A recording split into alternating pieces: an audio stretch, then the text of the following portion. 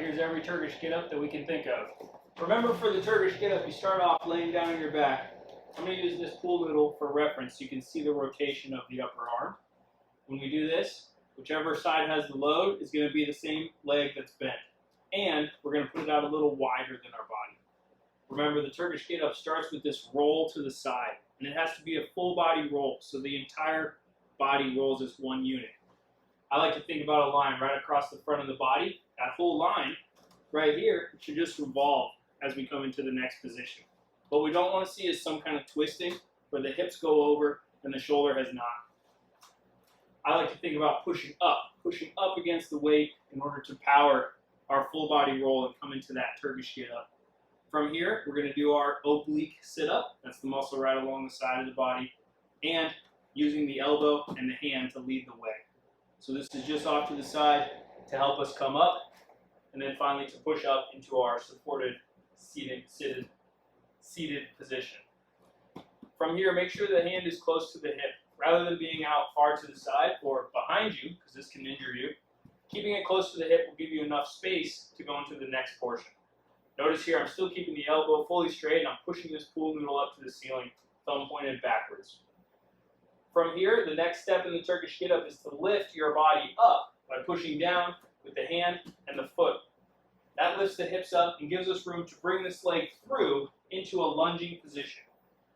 From here, we straighten up, we achieve our alignment once again, we're ready to stand up, finish that Turkish Get Up.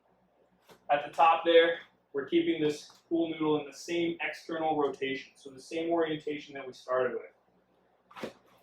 Now on the way back down in the Turkish Get Up, we go back into that lunge and we reach out to the side, not reaching behind, but directly out to the side. So when we come down to the side, we're loading up that hand, supporting ourselves as we sit through, and now we're going in the exact reverse of our sit-up. We're going back to the elbow, back to the shoulder and the hip, and then finally rolling flat onto our back. When we get into the heavier weights, we'll always go 2 on 1 when we control this back down to the floor to be done with the Turkish Get Up. All right, let's try it with some other implements. Turkish Get Up with a medicine ball. One of my favorite variations because this is great for shoulder stabilizers. So you're going to want to make a really wide spread palm in order to support this. And you need to be really active and quick in the wrist in order to fix all these little wobbles and tips that this ball is going to have. Be safe and secure here. Remember, you need to not get injured from your training. So don't drop this ball on your face. Either be quick enough to move out of the way, or remember to get your other hand in place to keep yourself safe. Same technique as always. We're putting the foot flat on the floor, a little bit outside the body. We're going to roll to the side as one unit, so there's already tone in the abs, keeping that spine braced. Coming up to the elbow, and then up to the hand. And notice here, the more straight up you go in the sit-up, the more challenge you'll have. If you can see the orientation of my hand here, I want to come this way on the sit-up, kind of like we're sneaking up around the side of it. So that's going to come from the roll, and then I'm just going to follow the length of my left arm here. The direction my fingers are pointed is going to guide my route to come up into this Turkish Get Up. And now, foot flat on the floor, pushing our body up and bringing our leg through.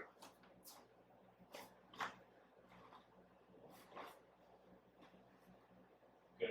All right, now let me share with you, I'll change angles here. I'll share with you one common mistake in the Turkish Get Up right here in the transition. When we try to move up or down, if we go this way and we lift our hips up off the floor, what we want to do is put our feet near each other and drop the knee out to the side. So I'll ditch the medicine ball here for a second to demonstrate, but notice how I have one knee up and I have one knee out to the side. This is important because as I'm doing this Turkish Get Up, the feet together and the knee out to the side makes it easy for me to draw my leg through and to finish and regain that alignment in the lunge. Same thing on the way down. Going here, putting my feet towards each other, sliding the knee through. When you do the Turkish Get Up, if you keep your knees close together, if you try to draw your leg through this way with your knees near each other, you have to elevate your hips a lot more in order to be successful at getting your leg through. If you let your feet be close and your knees drop out to the side, this is a much easier position to sweep the leg through. In fact, I kind of think of a windshield wiper right here. Once my feet are close, my knee is going to be the pivot point, and I'm just going to spin to get my foot out behind me. That's not possible if you haven't dropped this knee out to the side, as is a common mistake to keep the knees together. All right, let's see it again here. From the top, I'll turn this way, let's make it a little easier to see. Off to the side with the hand, putting the feet together, knees apart, sitting down to the elbow, down to the shoulder and hip, and then flat on the back.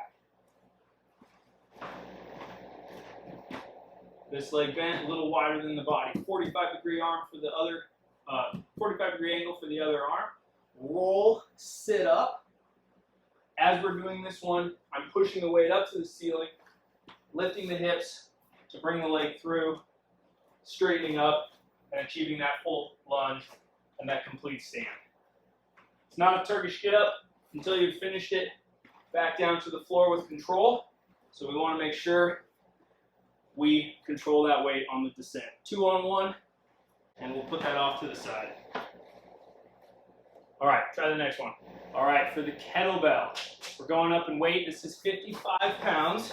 So we're going to see how things have to be when the weight gets a little heavier. And I like this because when you're doing these properly with light weight, you should be practicing the proper movement for when it's a heavier weight. Now notice for the Turkish get up with the kettlebell, by nature of the style, the shape of the kettlebell, the large majority of the weight is going to be outside of my forearm. And I have to be pretty strong here in the wrist while we do this one.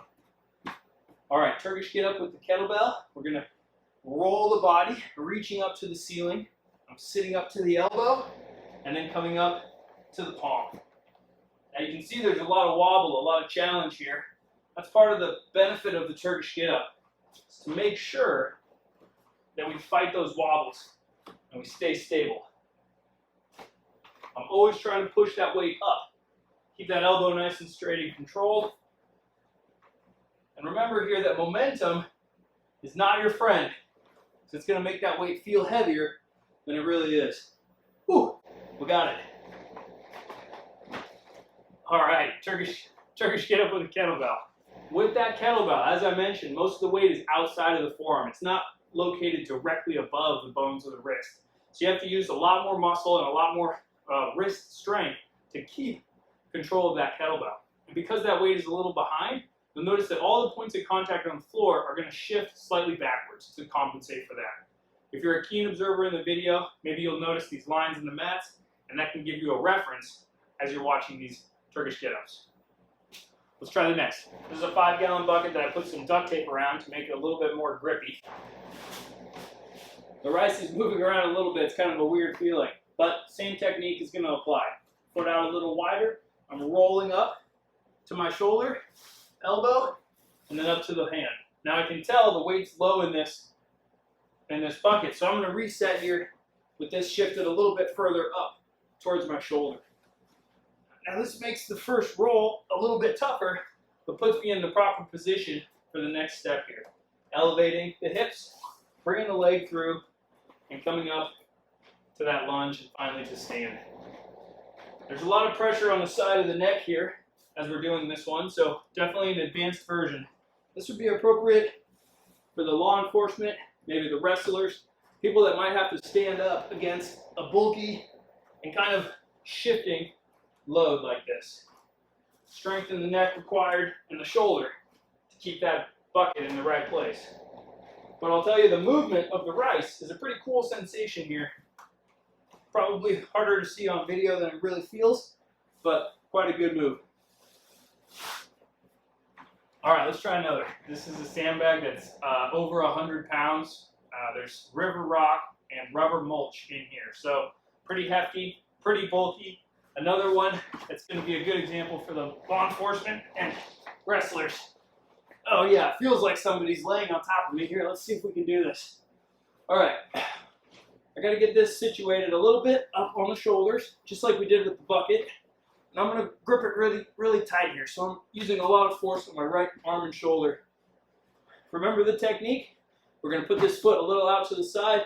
Give us that chance to roll onto the side. This sandbag actually makes it really tough to roll, but easy to keep that alignment. I have to keep the body braced and roll everything at once if I want to have any chance against this sandbag. Feeling a lot of pressure on the neck and head again. Up to the elbow and up to the hand. All right, sandbag's pretty well in my lap here, so let's go back down and reset. Get this a little more on the shoulder. It's gonna make this sit up even tougher, but it's important. All right, roll, elbow, hand. Get this thing situated, and let's get these hips up. Oh, that's not a very good one, but let's get this bag more on the shoulders and see if we can clean this up. All right, down to the side and sit. Okay.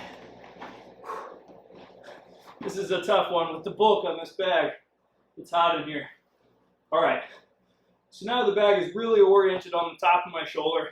Kind of had that poor technique excursion to find out where this needs to be loaded. Now let's give it a try. All right, a lot of work here on the arm. Gripping real tight. We're gonna roll. Okay, little mistake there. When the foot lifts off the ground, the body's trying to use the lower body for leverage. So I'm gonna try again. Roll, sit up to the elbow, up to the hand. All right, lifting the hips and bringing that knee back to the lunge. All right, this is double grip for safety. All right, we're halfway. Back to the bottom, down to the lunge, and I'm gonna lean to the side. Really gotta keep the abs as I brace for that. Elbow, and down on my back, and roll flat again. Whew. Oh man, tell you what, that's tough with the sandbag. The bulk of this really mandates the proper technique. And if you're not practicing that proper technique with the lighter weights and in the early stages, you'll always be frustrated by the time you get to something like this. When you're doing these heavier weights, you have to move precisely in the proper technique. So I always advocate to start practicing that proper technique right now. Even with those lighter weights, pretend that they're these heavy, awkward shapes and require perfect technique from yourself while you execute. All right, I know you've been watching a while, so maybe this will be the grand finale. Let's try it with the keg. This is about halfway filled with water, so there's a serious slosh factor. I think we're going to see that this really requires smooth movement to not get that water shaking. Let's see how to adjust our position for this one. For the Turkish Get Up with a keg, I'm going to do this on my shoulder rather than on an outstretched arm. Okay, starting off flat on my back. Let's see if this is even possible, guys.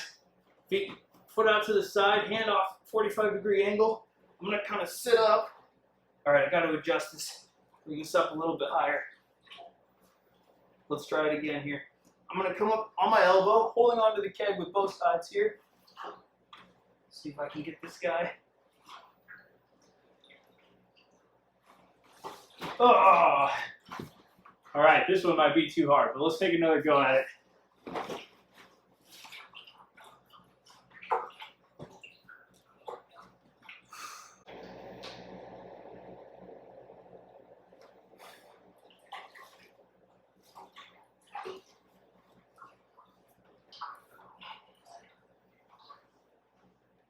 Up to the elbow. All right, that's a tough first step. Up to the hand. A little bit unorthodox, but we're making it. Feet together, knee out to the side. Oh, keep the balance. This is a tough one. All right, we've done it. We've made it halfway. Halfway. And this is always a tough moment in the Turkish Get Up. You just got to repeat what you've done. Kneel. I'm going to try to lunge to the side. This is a little overly compressed for the ideal technique there, but I'm making it work. All right, control on the way down to the elbow, to the shoulder and hip. Flat on the back. All right, whoa, we did it. Oh, that's a tough one, but it demonstrates the versatility of the technique on the Turkish Get Up. Whether we're doing this with an object held close to the body, away from the body, big or small, we're always going to go through that same pattern of rolling the body, of keeping the spinal alignment, coming up to the elbow, coming up to the palm, and then coming up to a standing position. This is also the technique that they use for a tactical stand in many martial arts and military disciplines. Thinking about this, once you're down on your back, if you can have a way to keep one hand to protect you while you come up to your side, your elbow, you can get your feet back underneath you and be able to stand up and get back into the fight or back into your defense. For the Turkish Get Up, work on the stages of this movement and begin with the very first stage. Master that. Really make sure you do each piece well, and you'll have a much faster time at progressing on the Turkish Get Up compared to trying to go all the way through the whole movement up and down every time. When I started, I built up by just doing the first step, and then the first and second, and then the first, second, and third step, until finally I was arriving at that standing position and ready to lower everything back down to the floor. So put in the time and practice on this, because it is a full body movement. It's going to affect all of your body, and it's going to require all of your body. And that means if you have a problem in any one of your joints, you're going to notice it in the Turkish Get Up. But don't use that as a reason to lose heart or lose motivation. Think about it as a way to find out where your troubles are at and then start methodically working on them. All right, hope this was helpful and you would incorporate Turkish Get Ups and think of me when you're doing these in your training.